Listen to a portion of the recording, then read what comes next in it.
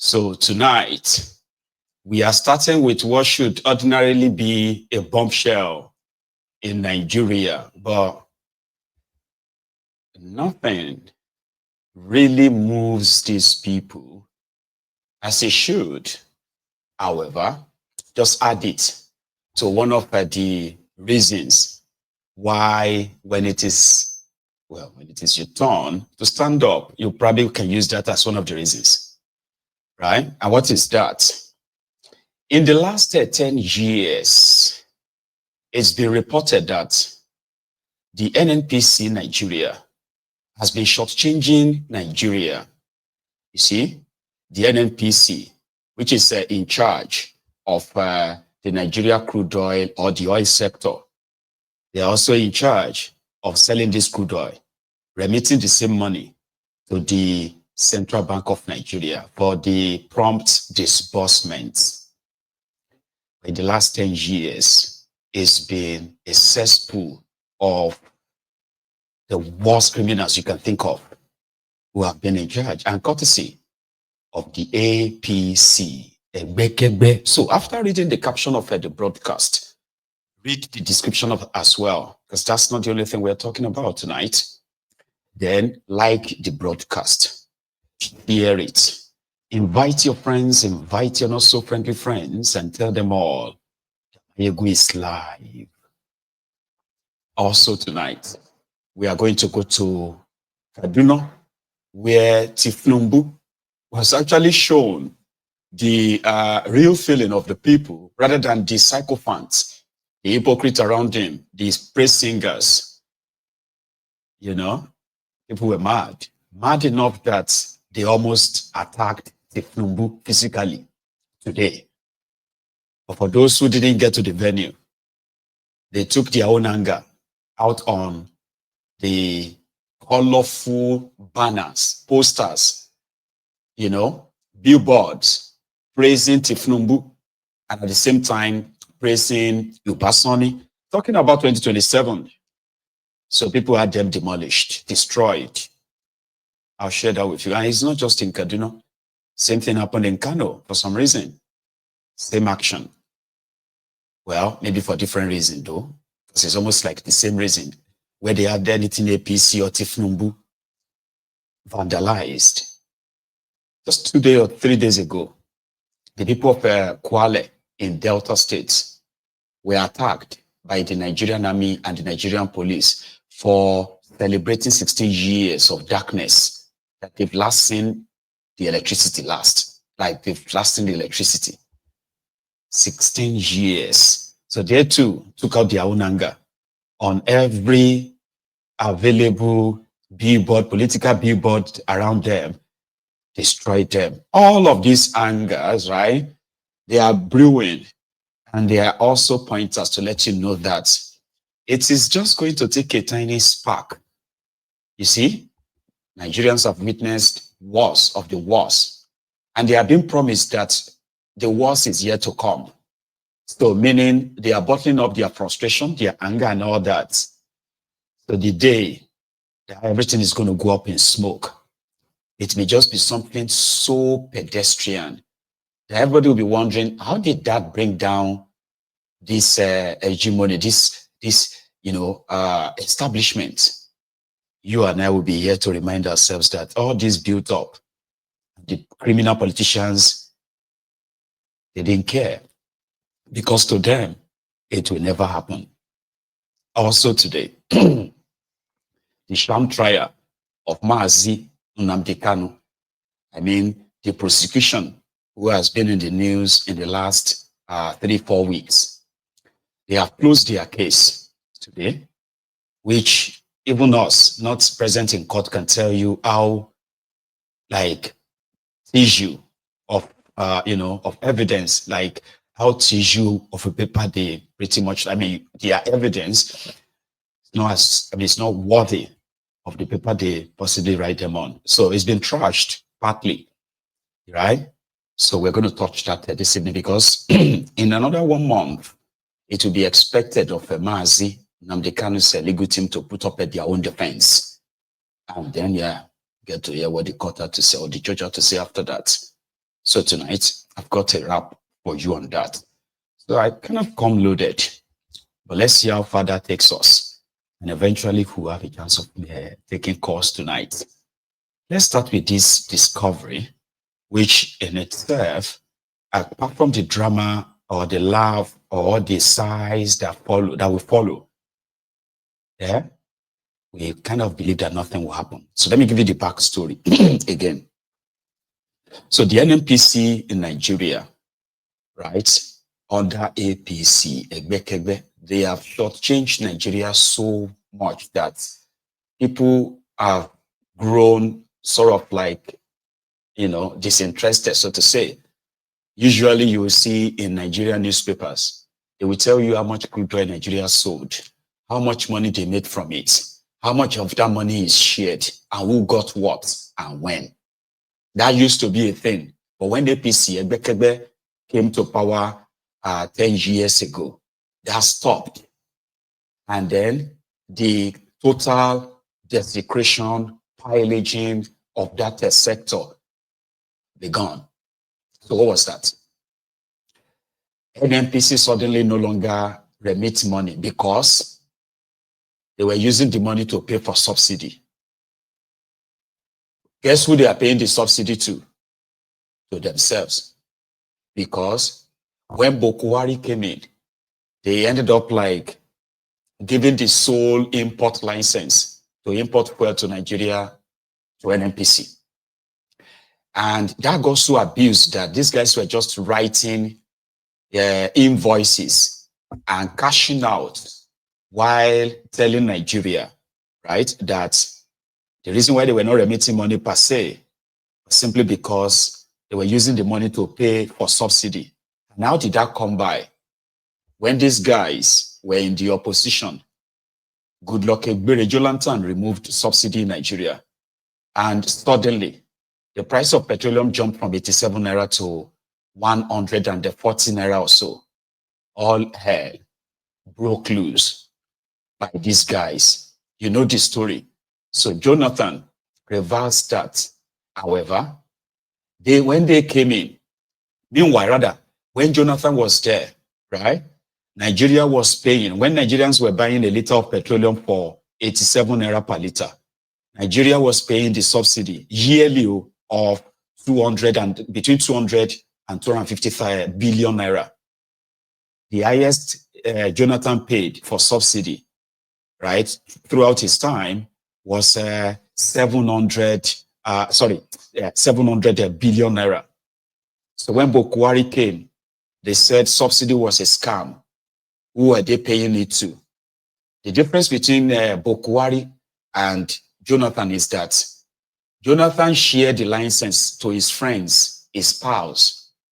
But when Bokuwari came in, he changed it, gave it to like NNPC. Now, not only that they are selling crude oil, they are also importing the refined crude, which is the the finished product, PMS, AGO.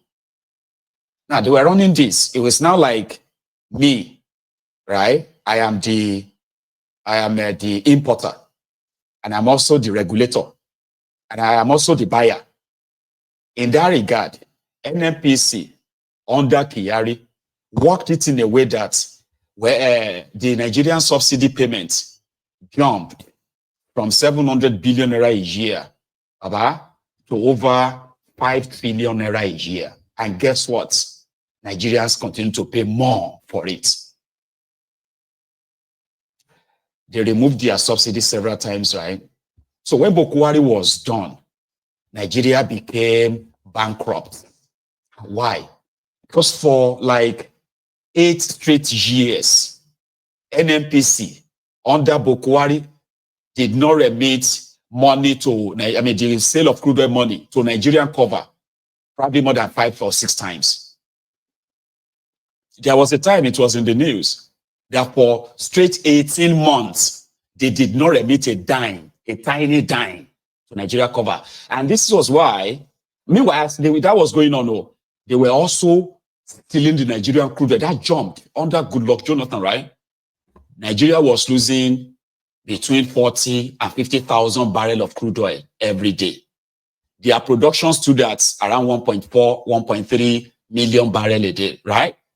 When Boko Haram came in, the stealing of Nigeria crude oil jumped from 50,000 barrels every month to over 800,000 barrels of crude oil being stolen every day.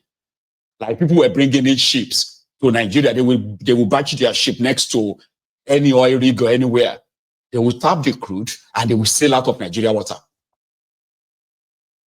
In all of that, NNPC, that was like telling people that they were using your money to pay for subsidy.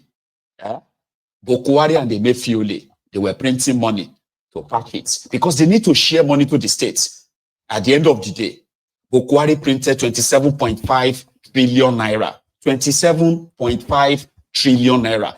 So this 27.5 trillion was given to the states all those while NNPC was remitting $0.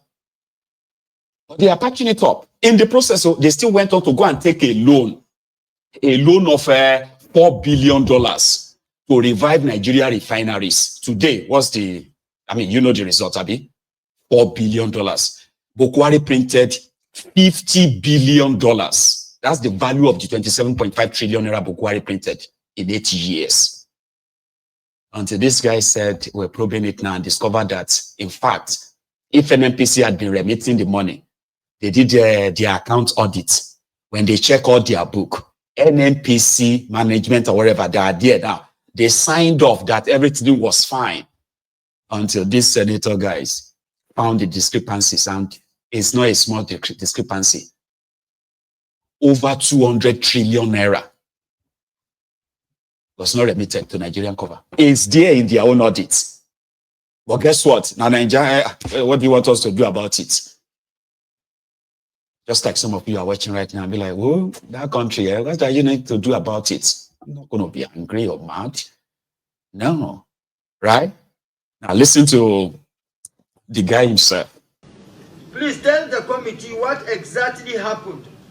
That a department in NNPC declared huge profits between 2017 to 2021, totaling 9 trillion, while NNPC, of which NAPIMS is part, declared potpourri of losses and minimal profits totaling 68 billion loss.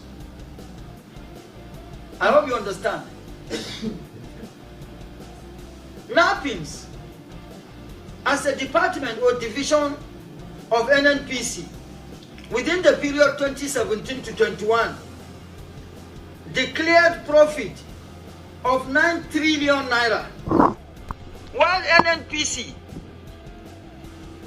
the mother company or the corporate body, within the same period declared losses of 68 billion. This needs to be explained. Sub 2, under question 2 sub 2, NNPC, please, can you explain to this committee why retained earnings of NAPIMS should be reducing, melting away or disappearing without official declaration and payment of dividends?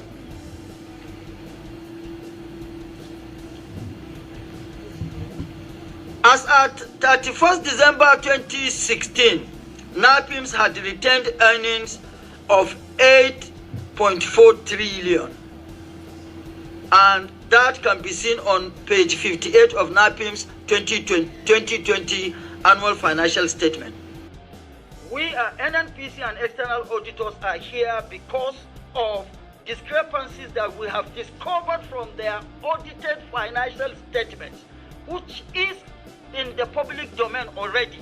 So any document that contradicts what is contained in their audited financial statement is in abeyance here. We have no question. I mean, as far as we are concerned, it's just a paper.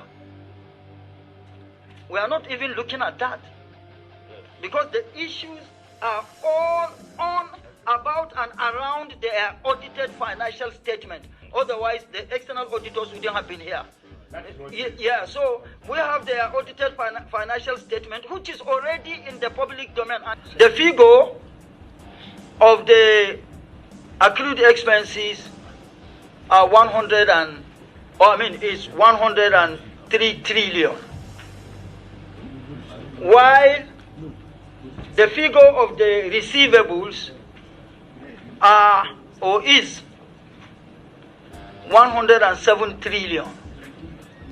So in total, figure-wise, you are talking 210 trillion naira.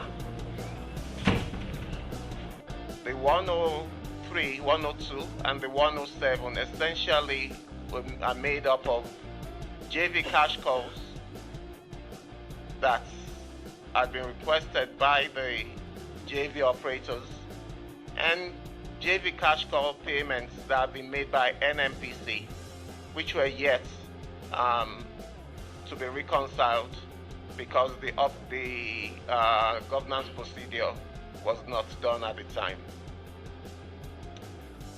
And that is why we see the description showing reflecting the fact that those two items would wash out because they're basically two sides of the same transaction, which is the cash calls from the JV partners and the settlements by NNPC. And you've had the contradictions. They said reconciliation had not been done. So if reconciliation was not done, why did they sign off to the audited financial statement? And this audited financial statement is already in the public domain. And NNPC is planning to go to the market for IPO, initial public offer. But it is not for us to go into conclusions now. We've given them the body of questions to put answers together and respond to in 1 week. Please tell the committee what 210 trillion naira. That's the money they cannot. So let's even assume that they managed to explain half of that. You are still going to be left with the balance of 100 trillion naira. Mele Kyari. He is currently working free. I don't know where he is right now. Some said he is in London. Some said he is in Dubai. We have seen people call for his arrest. This is the guy that, I don't know how to describe him though, right? But just for the easy understanding, right? This guy became the NNPC GMD about 5 years ago. And after his appointment, he pledged to get Nigeria's refineries back working, blah, blah, blah. And because of that, he went to the market and got a loan of $4 billion to be repaid back by Nigeria to put your refineries back to work. Now, the refineries were declared working by this guy, $4 billion. Later, they said, no, the refinery cannot refine crude oil. It can only do blending. They did so much that it was actually in the public domain, still in the public domain, of you that have a working refinery. How come you are also the highest importer of petrol to Nigeria in the same period? The scam. Then just a few weeks after celebrating the refineries, Port Harcourt, Warri working, they declared that they were shutting it down for maintenance again. I was like, what? This was all scam. This guy introduced what they call the oil for, oil deal swap. And that is the deal where They will go and take a loan, collect loan, okay? Maybe 40%, maybe 30% interest. Now they will promise the lender that in 5 years, you can come and take this so amount of crude oil from Nigeria if we don't pay you back. Remember, they don't have intention of paying any money back. All right? So under him, he first made a deal. This was after Dangote